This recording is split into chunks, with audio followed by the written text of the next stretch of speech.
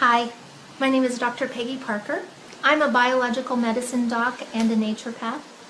And a few years ago, I made a discovery that promises to be a medical game changer. I discovered that ionized water has some unique antioxidant properties that are absolutely foundational for regaining or maintaining health. And in order to prove that theory into scientific certainty, I need to do a clinical trial study. And doing this study has been an absolutely overwhelming passion of mine for the last few years. And now all the pieces are in play, and it's time for me to begin. The first time I heard about ionized water was actually during my biological medicine training. And I tried this water ionizer that was recommended, and I didn't really like it. Then I got really sick. Actually, my gallbladder became gangrenous before doctors figured out what was wrong with me. And so when they tried to remove it, they left a lot of gangrene in my body, and so I was really literally rotting from the inside out. I was really sick, couldn't seem to get much better. I tried everything that my naturopathic and biological medicine taught me that had worked to help my patients, but it wasn't really doing much for me. And a friend of mine told me about ionized water, and because I had a negative experience with it in the past, I just ignored her. And she kept talking to me about it, and I kept being sick. So one day I found out that there was a man coming from Japan to do a lecture. So I decided to go to the lecture, and during this 3-hour lecture, it took a long time because we had to do translation. During the 3-hour lecture, I drank 4 16-ounce glasses of this ionized water, and every symptom that I had disappeared, and it stayed gone for 2 full days. So I knew there was something important. I just couldn't figure out what it was. So I went home and I started thinking about it, and then I was like, oh, I think I might understand what's happening. So I went and bought an ionizer, arranged for 10 of my patients or friends who are all 60 years old or more to be part of an informal study. And they agreed to drink a certain amount of water every day and come back in after 1 week and 2 weeks and after a month to be tested. And so what I was doing is testing their blood, their urine, and their saliva, and hooking them up to some machines and kind of looking at things. Their test results were tremendously better. So it wasn't based on symptoms. What I was looking at was how minerals were being introduced into their cells, how the pH, how the cells would change pH, and how the rates of oxidation were changing. And oxidation happens when free radicals bombard your cells. And you have about 100 trillion cells in your body, and every day each one of those cells are assaulted with 10,000 by 10,000 free radicals. That damage is called oxidation. Free radicals are really just atoms or molecules that have lost an electron. And that happens from exposure to radiation or UV lights, or so things like fluorescent light bulbs and computers and cell phones and cars and manufacturing plants and fertilizers and pesticides, and even the water that we drink and the air that we breathe that are kind of polluted, those actually contain free radicals. All of those 100 trillion cells have a few things in common, and one of them is that they're made, they all have a membrane, and that membrane's made of something called a phospholipid bilayer. That's just a fancy term for fat. And fat is one of the things that's the most easily oxidized substances in your body. And we can see examples of that in your own kitchen. If you've ever fried anything and then later you try to clean that vent fan in your kitchen and that fat is thick and sticky, that's oxidized fat.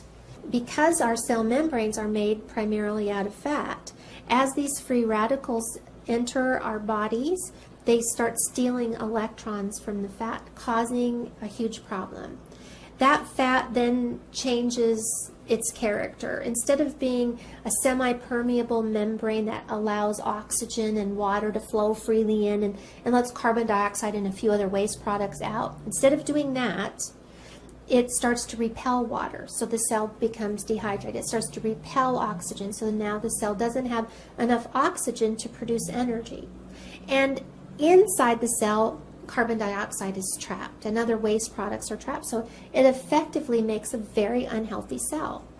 Well, those unhealthy cells will divide and multiply in your body just like all cells will. So healthy cells, unhealthy cells, they all do the same thing. They divide and make two new daughter cells that are identical to the parent cell. When that happens, we start to see tissues change. We start to see organs change. We start to see glandular systems change.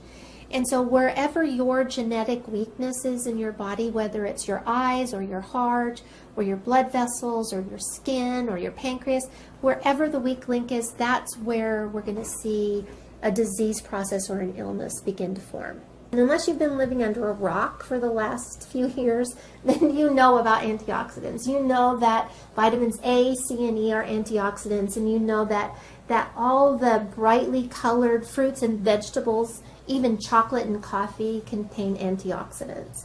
In theory, the more antioxidants you consume, the more reversal of oxidation in your body, or the more it will stop that free radical damage. But there's a little known fact about these antioxidants that we take in supplement form or in our foods, and that is that as they do the very thing they're designed to do, which is quench a free radical, it becomes a free radical itself. So it donated an electron to a really bad free radical, and in turn it becomes a weak free radical. So you can see that it could slow down this process of aging and disease and death, but it could never really make a big enough impact to stop it. There's an interesting thing about ionized water. As I tested all of my patients, I began to see dramatic changes in the rates of oxidation on their cells. Couldn't figure out why, and then one day it was like a light bulb went off. I'm like, oh, this is about oxidation. What's happening is that as this oxidation disappears on their cells, everything else changes. I've been focusing on the wrong thing the whole time. My colleagues have been focusing on the wrong thing the whole time. I had a friend who said, you know what, this is just like hydrogen fuel cell technology. What happens in a hydrogen fuel cell is that water's passed through an electrical field, splits the water up, so H2O becomes OH negative and H. So we have hydrogen. And in the presence of platinum, which exists in all hydrogen fuel cells, those hydrogen easily, freely give up their electrons. So now what do we have? We have a bunch of free electrons. In hydrogen fuel cell technology, those free electrons are put down a little wire and we get electricity. In ionized water, what happens is that those free electrons are recycled into the water.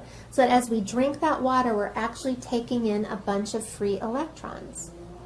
Now those free electrons will go and mitigate or quench those free radicals, and they don't leave anything in their wake. There's no weak free radical left over. This can actually stop the cycle of oxidation.